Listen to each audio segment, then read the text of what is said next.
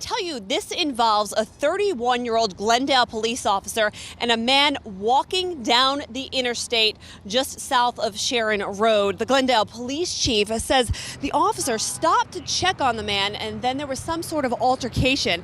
The chief says he was told the man had a knife, and the officer fired one shot, hitting the man in the abdomen. He was taken to UC Hospital. Well, investigators at this point have not identified the guy, who they described as a white man in his 40s with salt and pepper hair. They say they don't know why the man was walking down the highway or what led to the officer firing his gun. I'm told the Glendale officer was not hurt. Right now, I can tell you a team of investigators are at the hospital hoping to talk to the man who was shot. The Hamilton County Sheriff's Office has been called in to investigate this incident.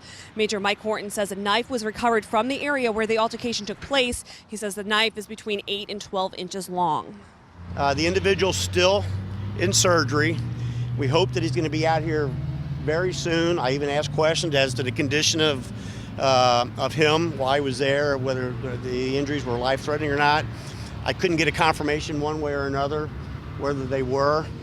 I was just told that he's still in surgery. I expect him to come out of surgery soon. And I'm told a Glendale officer was wearing a body camera, and investigators will be looking at that this evening, hoping that can give them a little more insight into exactly what happened. They also believe cruiser cam is available.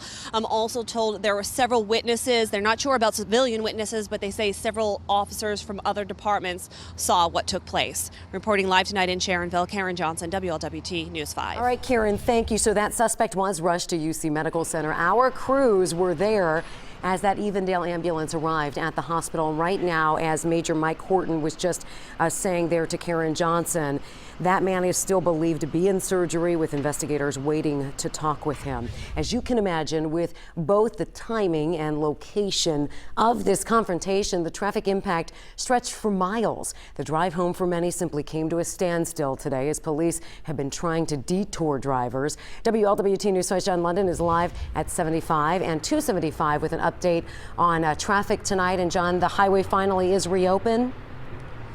Yeah, you know, Cherie, you're right. You describe it as a mess, and it was. It was a lonely stretch, southbound was, from about 1:15 through late afternoon. But as you can see here, it is moving now. It's gone from a ghost town of a freeway to reopening just about 15 minutes ago. The impact of what happened just south of here on traffic was substantial. For a while, both northbound and southbound lanes were parking lots. I-75 was closed.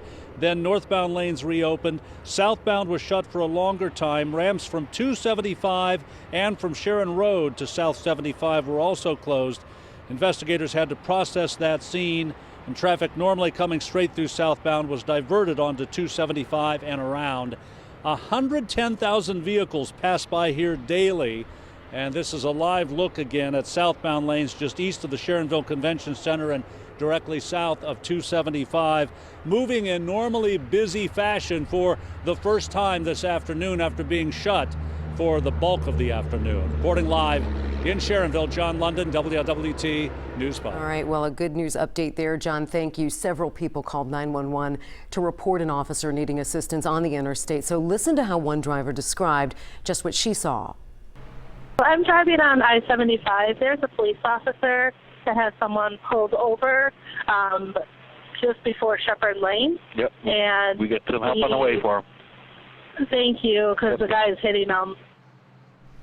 WLWT News 5's Tammy Mutasa talked with another driver who called 911 this afternoon. And Tammy, what did she tell you?